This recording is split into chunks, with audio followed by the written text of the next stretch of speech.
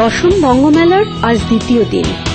গতকাল রাত্রিরে ভূমির অনুষ্ঠানের শেষে ঝলমলে কলম্বাস ডাউনটাউনের ব্রড স্ট্রিট দিয়ে বাঙালিরা যখন ঘরে ফিরছেন তখন রাত প্রায় 2টো।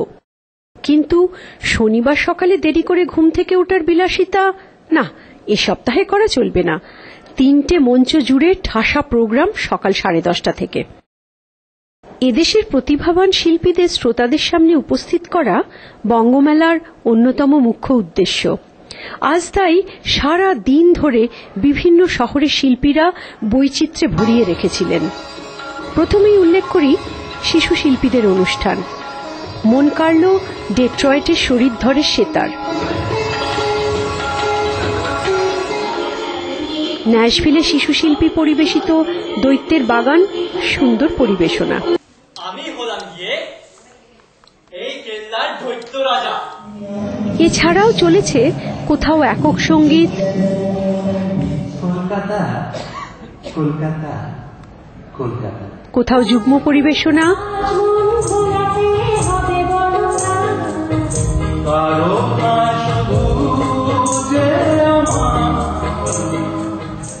আবার কোথাও সমবেত সঙ্গীত আলেখ্য।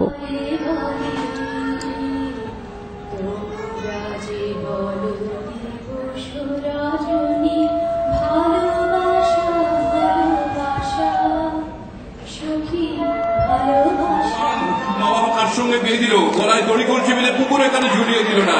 তখন আমিও কাগজ ফাগজ ফেলে ছুটে যাই, রান্নাঘরের দরজার সামনে দাঁড়িয়ে বেড়ালের মতো মিউ মিউ স্বরে বলতে থাকি, কটা সিটি মারলো গো, কটা সিটি মারলো, তুমি কোন জগতের ছেলে, ঘুরে তো পাপ হয়ে গেল।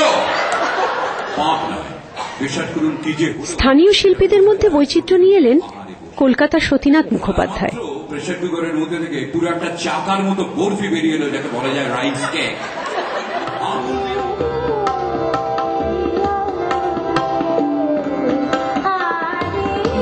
এদেশ ও ওদেশের মাঝে নজর কাড়লেন ইংল্যান্ডের চন্দ্রা চক্রবর্তী উচ্চাঙ্গ সঙ্গীত পরিবেশন করে।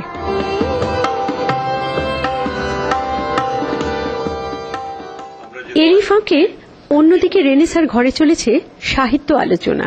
টিভির বিরুদ্ধে, মিডিয়ার বিরুদ্ধে যেগুলো প্রতিদিন রাতে, সেই লড়াই করে যে এবার বেঁচে আছি, আমি বলতে খুশি হচ্ছি শরৎচন্দ্র, বঙ্কিমচন্দ্র, অজিত কুমার সেনগুপ্তকে এই লড়াই করতে হয়নি। তারা যা লিখেছেন পাঠকের কাছে পৌঁছেছে, পাঠকের সময় ছিল, অবসর ছিল সেটা পড়ার, আর আমরা পাঠকদের পড়িয়ে ছাড়ছি। ভাই আপনি টিভিটা দেখবেন না সন্ধ্যেবেলায়, দুপুরে দেখবেন না সিরিয়ালটা। আমার নাম বিমান ঘোষ। বঙ্গমেলা 2008 ডে 2 বা দ্বিতীয় দিন। শনিবারের সবচেয়ে বড় অ্যাকমপ্লিশমেন্ট আমি বলবো আজকে সকালে 10:30টায় প্রোগ্রাম শুরু করে। শনিবারের শুরুর দিকে অনুষ্ঠান যথাসময় চলতে থাকলেও বেলা বাড়ার সাথে সাথে গতি কিছুটা স্লথ হতে শুরু করে। কেনাকাটা না হলে কি মন ভরে? তাই অনুষ্ঠান দেখার ফাঁকে সেখানেও ভিড়।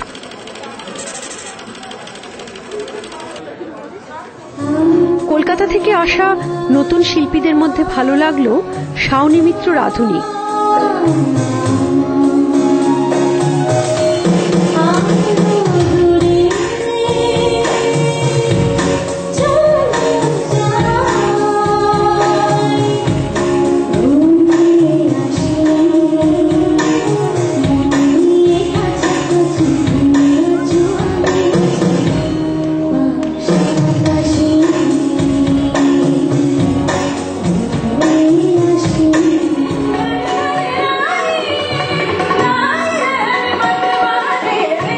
আর আইভি ব্যানার্জির পরিবেশিত রাগাশ্রয়ী গান।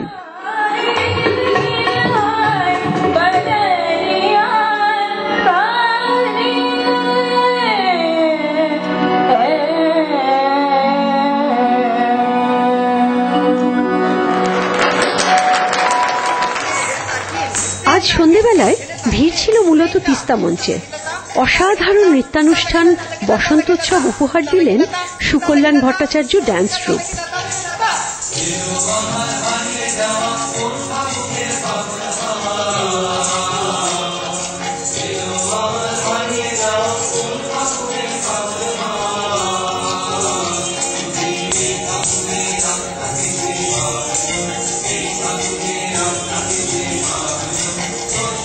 Now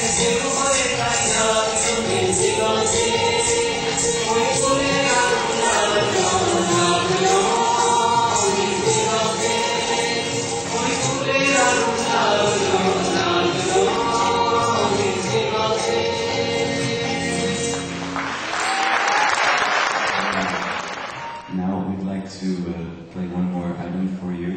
And this is Susie Jugobandi. It's a great pleasure, and we'll play Mishra Kirwani. আর যন্ত্রসঙ্গীতের প্রধান আকর্ষণ কেন জুকারম্যানের সরোদ আর পণ্ডিত রমেশ মিশ্র সারেঙ্গি। তবলা সঙ্গতে ছিলেন পণ্ডিত স্বপন চৌধুরী।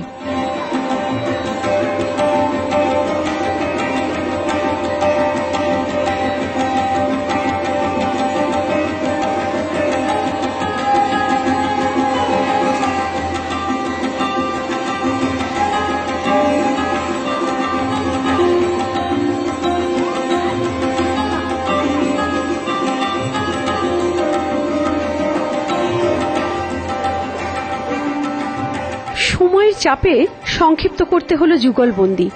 কিছুটা অতৃপ্তি নিয়ে মঞ্চ থেকে বেরিয়ে এলাম। তিস্তা মঞ্চের আকর্ষণ ছেড়ে যারা রেনেসা হোটেলে ছিলেন তাদের বিমুখ করেননি সুকণ্ঠী সোহিনী রায়চৌধুরী। বঙ্গ সম্মেলনের মতো বঙ্গমেলাতেও ঠুমরি পরিবেশন করে শ্রোতাদের মন জয় করে নিলেন।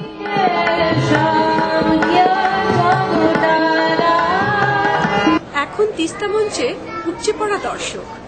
কালকে মেঘনা মঞ্চের অনুষ্ঠানের পর এখন এখানে গান শোনাচ্ছেন স্বপন বসু। এরপরে শিল্পী শ্রীকান্ত আচার্য। তাই এখনকার মতো আপনাদের কাছ থেকে বিদায় নিচ্ছি। আজকের শেষের খবর আর কাল বঙ্গমেলার রবিবারের শেষ দিনের খবর নিয়ে আবার হাজির হব কালকে আপনাদের সামনে। বাংলাপডকাস্ট.com এর পক্ষ থেকে আমি সোমা মুখোপাধ্যায়।